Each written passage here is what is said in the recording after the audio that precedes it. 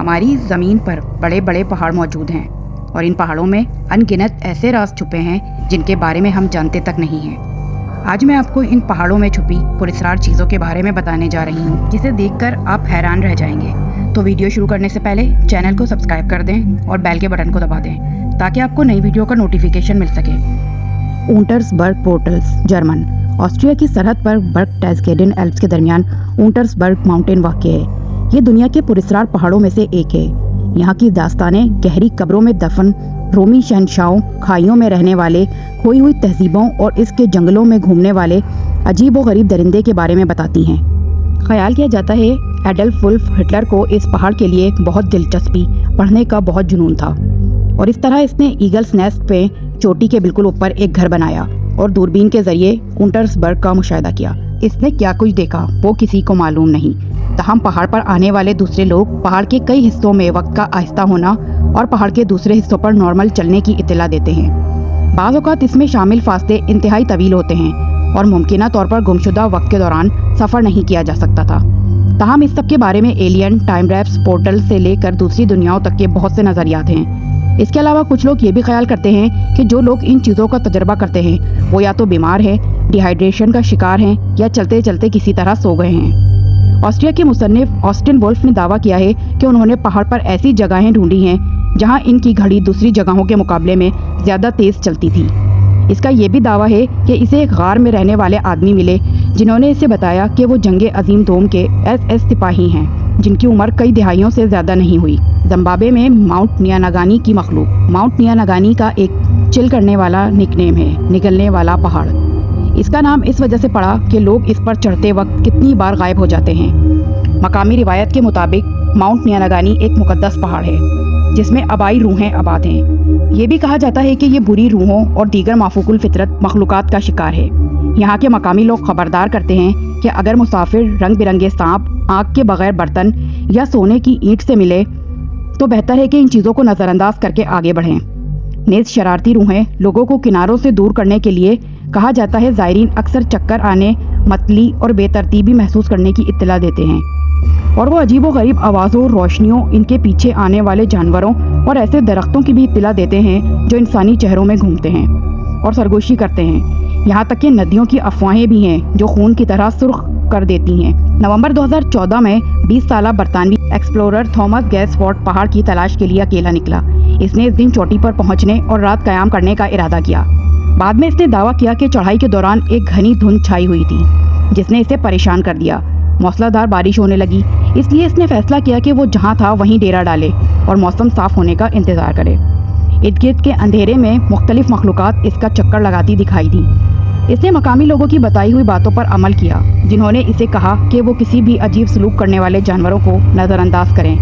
گیسفورڈ نے دھند صاف ہونے کا 10 گھنٹے انتظار کیا۔ جب ایسا ہوا تو وہ جتنی جلدی ہو سکے پہاڑ سے نکل گیا۔ تاہم دوسرے اس کی کہانی کو کم کرتے ہیں اور کہتے ہیں کہ وہ ڈی ہائیڈریشن کا شکار تھا اور اس نے یہ سب صرف امیجن کیا تھا۔ سنیرلی یاؤ پوکیمون کی طرح لگتا ہے لیکن یہ دراصل میری لینڈ کے ساؤتھ ماؤنٹین پر دیکھا گیا ہے۔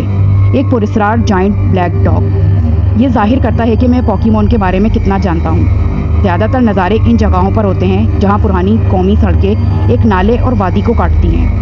کچھ لوگوں نے سنیرلیو کا موازنہ برطانوی بلیک شک سے کیا ہے، اگرچہ فرق یہ ہے کہ بلیک شک اینی شاہد کی موت سے جڑا ہوا ہے۔ نیز گواہوں کا دعویٰ ہے کہ سنیرلی کو سفید کوٹ سے سیاہ میں بدل جاتا ہے۔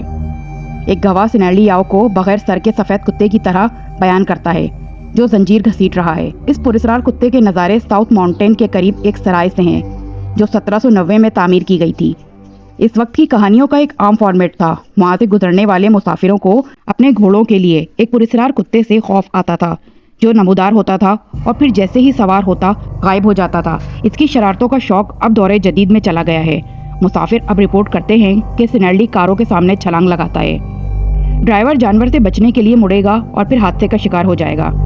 جیسے ہی وہ گاڑی سے باہر نکلتے ہیں سنیرلی گرجتا ہے اور غائب ہونے سے پہلے اپنے دانتوں کو اٹھاتا ہے اور عام کتے کی طرح یہ مخلوق محض کاروں کا پیچھا کرنے سے لطف اندوز ہوتی ہے۔ یہ پیدل سفر کرنے والوں کو راستے میں خود کھڑے ہو کر اور آگے بڑھنے سے انکار کر کے خوفزدہ کرتا ہے، تاہم یہ اصل میں لوگوں پر حملہ کرنے سے روکتا ہے جو اسے ڈویو سے بہت اچھا بناتا ہے، جس کے بارے میں آپ کو تھوڑی دیر میں بتاؤں گی۔ سنو سیڈل नेपाली स्नो सैडल या कैंगटिगा पीक हिमालय में एक पहाड़ी चोटी है।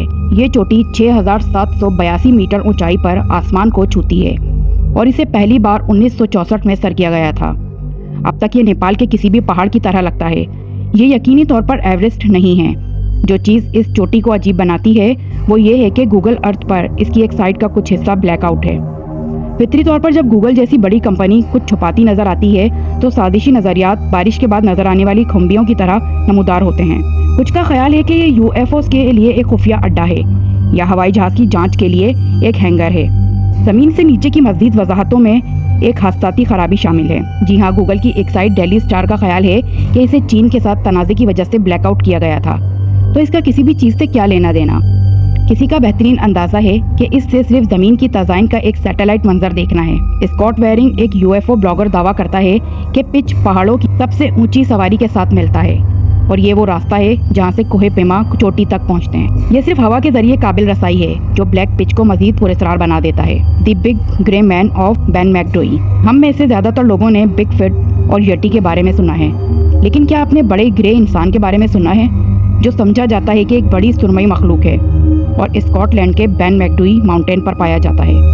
मुस्तकबिल की रिपोर्टें 1898 में शुरू हुई जब प्रोफेसर नॉर्मन कॉली ने न्यूजीलैंड में अपने तजर्बे की इत्तला दी। इसने 1925 में एक कोहे पेमा क्लब में दोबारा कहानी दोहराई। उन्होंने दावा किया कि बेन मैकडोई माउंटेन से वापसी के सफर पर इसने कड़कती हुई आवाज़ सुनी जैसे कोई इसके पीछे चल रहा हो। ताहम कदम की लंबाई इसके अपने कदम से 3 या 4 गुना ज्यादा थी, जिससे जाहिर होता है कि ये इससे बहुत बड़ा था।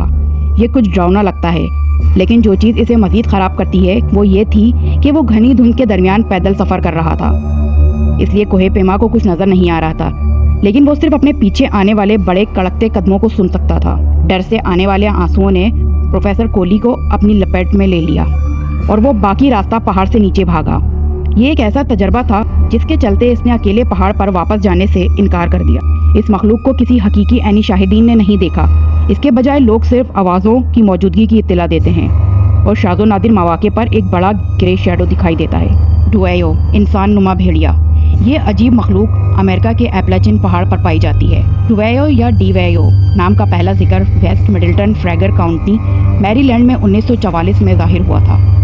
मकामी लोगों के पास एक मखलूक थी जो खौफनाक स्क्रीनें बनाती थी और बाद में इन्हें पाँव के निशान मिले जो किसी भी जानी पहचानी मखलूक से नहीं मिल सकते थे। ख्याल किया जाता है कि ये झाड़ीदार दुम के साथ एक पैदल चलने वाला भेड़िया की तरह लगता है और ये 7 से 9 फीट लंबा है। गवाहों में मकामी लोग, कैंपिंग करने वाले लोग और यहाँ तक के पार्क रेंजर्स तक शामिल हैं। ये गंदा रवैया रखने के लिए जाना जाता है। ये मवेशियों पर भी हमला करता है। कुत्ते इससे डरते हैं क्योंकि वो जानते हैं कि ये मखलूक इन पर हमला करेगी। जंगल में कुत्तों की मस्क शुदा लाशें बंधी हुई पाई गई हैं। गुजरती हुई कारों में मखलूक की लॉन्ड्रिंग की दीगर इत्तलात हैं। जॉन बेकर के नाम से जाने वाले एक शख्स ने 9 फीट लंबे भेड़िए वाले आदमी को चमकदार बालों और एक नुमाया दुम के साथ देखा। ये इसके घर के पास आया और इसके कुत्तों को मुश्तैल किया। जब बेकर ने इस मखलूक के बारे में तफ्तीश की तो इसने बामुश्किल दोपहर का खाना खाया और वो अपनी जान बचाकर भाग निकला। मखलूक जंगल में भाग गई। बच्चों की कुर्बानी। ग्रीस में माउंट लाइक्योन तवील अरसे से ज़्यूस ग्रीस के देवताओं से मुंसलिक है और ये लोग अक्सर वहाँ इबादत के लिए जाते थे। और कदीम मुसाफिर जिसका नाम पार्सिमोनियस था 2री सदी ईस्वी में पहाड़ पर चढ़ा और इसे पहाड़ के ऊपर 2 डोरिक कॉलम मिले जिसके ऊपर सोने के अकब लगे हुए थे। इसने बाद में लिखा कि लोगों ने वहाँ ज़्यूस के लिए कुर्बानियाँ दी थी, लेकिन तफसीलात जानने से गुरेजा थे। इसने एक अफसाना भी दर्ज किया कि एक बादशाह ने बच्चा कुर्बान किया और इसकी वजह से भेड़िया बन गया। हाल ही में एक कोल्ड डिस्कवरी ने इस अफसाने को इंसानी कुर्बानी का हिस्सा बताया। आर्कियोलॉजिस्ट ने इसी मकाम पर एक 9 उम्र लड़के का 3000 साल पुराना कंकाल दरियाफ्त किया। ठीक है, यह बादशाह की तरफ से कुर्बान होने वाले बच्चे का कंकाल नहीं हो सकता। ये एक अहम दरियाफ्त है क्योंकि इससे साबित होता है यूनानियों ने अपने देवताओं की इबादत के लिए इंसानों की कुर्बानियां दी थीं और बाज़ औकात अफसाने हकीकी होते हैं। ब्राविन माउंटेन का वाकया। यूएस क्या ये वाहिद जगह है जहाँ रोजवेल और एलियन के नज़ारे हैं? ये कोई अजीब बात नहीं है। वेल्स भी पुरस्कार वाकयात के लिए कोई अजीब नहीं है।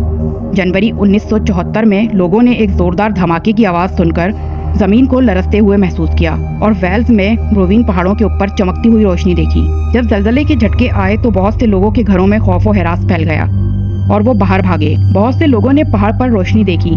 कुछ ऐनी शाहिदीन ने खदशा जाहिर किया कि एक प्लेन गिर गया है। दूसरे वो लोग जो रोशनी को चमकती हुई नारंगी और सुर्ख चमक के तौर पर बयान करते हैं। आगे से दूसरों ने आसमान से भेजने के लिए आग का गोला देखने की इत्तला दी। ख्याल किया जाता है कि पहाड़ पर लैंडस्लाइडिंग भी हुई। पुलिस ने इलाके की तलाशी ली और दावा किया कि कुछ भी नहीं मिला। ये सिर्फ मकामी लोगों का यकीन करने पर मजबूर करता है कि यूएफओ हादसे को छुपा लिया गया था। सरकारी वजाहत ये थी कि मेट्रोराइड जमीन पर टकरा गया था। कुदरती तौर पर शकूक व शुबाहत की भरमार है और बहुत से लोग हैरान हैं कि सर्दियों की रात को वाकई पहाड़ पर क्या हुआ। हेडलेस मैन की वादी, ये बिल्कुल अच्छा नहीं लगता।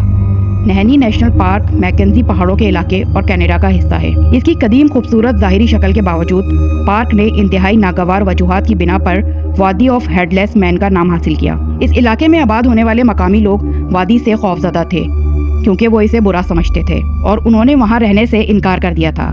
आज तक यूएफओस के गायब होने और बड़े कदमों समेत अजीब व गरीब किस्म की अफवाहें मौजूद हैं। लीजेंड के मुताबिक वादी में सिर्फ वही लोग आबाद हुए जो पुरतशद्दुद नहीन कबीला था, जो मुबैना तौर पर दिल्ली के जंगजुओं पर मुश्तमिल था, जो मास्क और आर्मर में रहते। उन्होंने अजीब और नाकाबिल शनाख्त हथियारों का इस्तेमाल किया और वो अपने शिकार से ज्यादा आम आदमी का सर कलम करना पसंद करते थे। इसलिए वादी का ये डरावना नाम पड़ा। कोई नहीं जानता ये कबीला अब कहाँ है। ये बगैर किसी निशान के गायब हो गया है। लिहाजा ये मुमकिन है कि वो अब भी वहाँ रहते हों, क्योंकि पार्क बड़ी हद तक गैर दरियाफ्त शुदा है, क्योंकि ये किस्म का डरावना है। 1908 में वैली और फ्रैंक लाइट लॉर्ड ने अंगूर के साइज के सोने के नगेट्स की कहानियां लिखी। 1 साल तक वादी में तलाश करते हुए किसी ने इन्हें दोबारा नहीं देखा। दरिया के किनारे से कटी हुई लाशें मिली, लेकिन सर कभी नहीं मिले। 9 साल बाद मॉर्टन जॉर्ज जॉनसन नामी एक और नाबालिग ने अपनी किस्मत आजमाई। इसने एक केबिन बनाया और कानकनी का एक छोटा सा ऑपरेशन शुरू किया। फिर इसका केबिन जल गया और इसकी बगैर सर के जली हुई लाश खंडरात के दरमियान से मिली। 1969 तक वादी में 44 अफराद लापता हो चुके थे। आज सिर्फ मुहिम जुई करने वाले राफ्टर और कायकर ही वादी को अबूर करते हैं और इस तक सिर्फ जहाज या कश्ती के जरिए ही पहुंचा जा सकता है। और अब भी ज़ायरीन अक्सर अजीब रोशनी और पुरस्रार बंदर जैसी मखलूक के दरख्तों के दरमियान टहलते हुए रिपोर्ट करते हैं।